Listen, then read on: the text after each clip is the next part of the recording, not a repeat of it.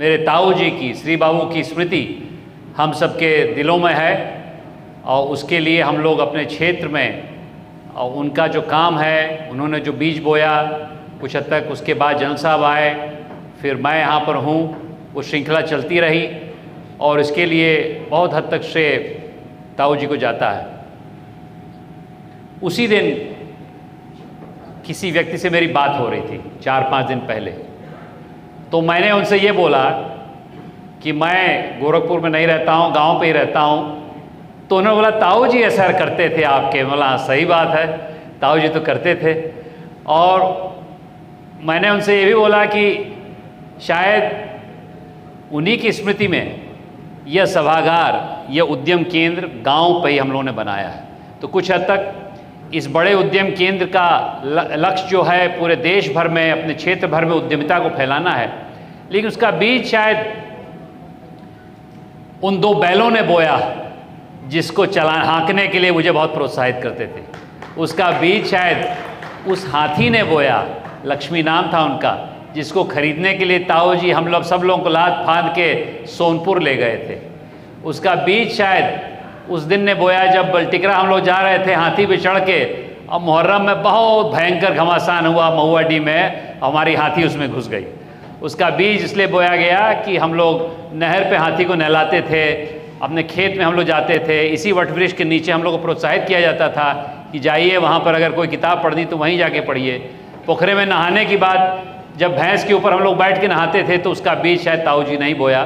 तो कई चीज़ें हैं जो कि प्रत्यक्ष रूप से नहीं दिखती हैं लेकिन अप्रत्यक्ष रूप से दिखती हैं, जो कुछ हद तक मेरे चरित्र में है, मेरे छोटे भाई के चरित्र में है, मेरे छोटे भाई विवेक हैं जो चाचा के लड़के हैं उनके भी चरित्र में हैं। वो सब इसीलिए आया क्योंकि उन्होंने हम लोग को प्रोत्साहित किया कि आप लोग गांव से जुड़े रहिए। और शायद उसकी प्रोत्साहना, उसकी प्रेरणा उनको अपने पिताजी से मिली थी और मेरे पिताजी को उनके पिताजी से मिली थी, क्योंकि बाबा भी बहुत बड़े अफसर तो रहे।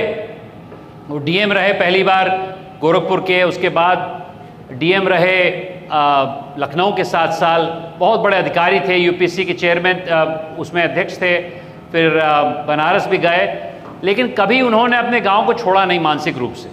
मैंने ये किताब में अपना वर्णन किया है, कितने बड़े अधिकारी थे, अपने गांव को नहीं छोड़ा।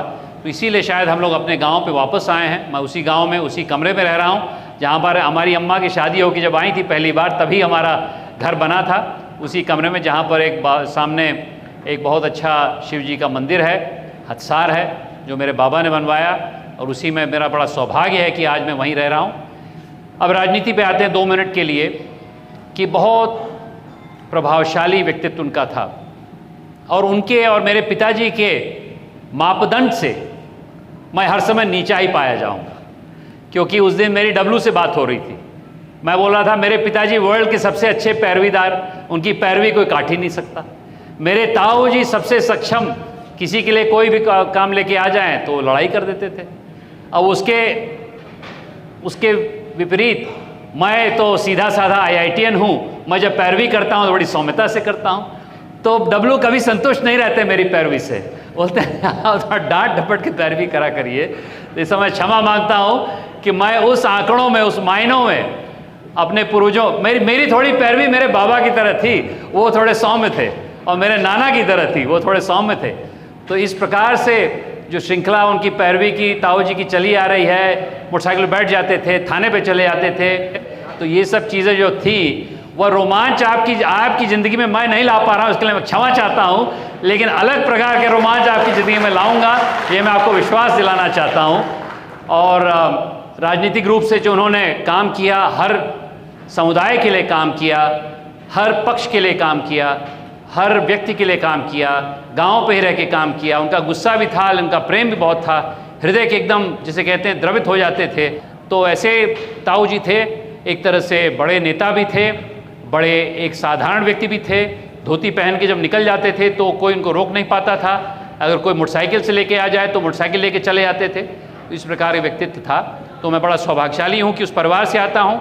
मेरा ये मान रहेगा कि डब्लू की पैरवी भी मैं करूं और औरों को भी संतुष्ट करूं, लेकिन उसी के साथ साथ मैं चाहता हूं कि इस गांव से ही एक अलग आवाज़ हो, एक आगाज हो कि हम लोग देवरिया ही नहीं, देवरिया लोकसभा क्षेत्र नहीं, पूरे पूर्वांचल में हम लोग चाहते हैं कि उद्यमिता से कैसे हम लोग स्वरोजगार रोजगार की लहर आएँ, उसमें भी जो प्रशिक्षण मुझे मिला है, चाहे वो बैल को खिलाते हुए या हाथी को हाँकते हुए, वह भी उसमें समाहित है। और इस बरगद की छाया में जो मैंने बचपन से ही जो पढ़ा लिखा सीखा वो मेरे व्यक्तित्व में है, और शायद इसी कारणवश आप लोगों ने मुझे यहाँ पर सांसद बना के भेजा है। आप लोगों के सौजन्य से मैं अपने क्षेत्र को आगे बढ़ाने का संकल्प जो लिया है वो अनवरत करता रहूँगा। अभय जी ने जो चीज़ें कहीं 2-3 महीने में, अभी तो शुरुआत है, धीरे धीरे और अच्छी चीज़ें होने लगेंगी, तो मैं आपके बीच में आता जाता रहूँगा। आइए दोस्तों, मिलजुल के मैं फिर से आपका स्वागत करता हूँ अपने परिवार की तरफ से। यहाँ पर अनेक परिवार के लोग और भी हैं, उनकी तरफ से स्वागत करता हूँ, लेकिन अपने क्षेत्र की तरफ से स्वागत करता हूँ, क्योंकि वह एक परिवार के नहीं थे, वो तो गौरी बाजार परिवार के थे। उनको सब जानते थे, उनको सब मानते थे। तो हम सब के परिवार की तरफ से मैं आप सबका स्वागत करता हूँ, आपका वंदन करता हूँ और नमन करता हूँ ऐसे महापुरुष का, जिनकी गाथा अभी भी गौरी बाजार के कई गाँव में मैं जा रहा हूँ, जब चुनाव के दौरान जाता था, उसके पहले उसके बाद में जाता था, अभी भी उनकी गाथा चल रही है। आइए मिलजुल के उनको श्रद्धांजलि दें, उनके विचारों को अनुग्रहित करें, उनके जो शौर्य है उसको अनुग्रहित करें, उनकी नम्रता को अनुग्रहित करें, ताकि अपने क्षेत्र के लिए अपनी ऊर्जा को लेके हम लोग आगे चलें। इसी आशा और विश्वास के साथ मैं आपका सांसद, आपका बेटा, आपका माटी का लाल, आपको फिर से यहाँ पर नमन करता हूँ। बहुत बहुत धन्यवाद।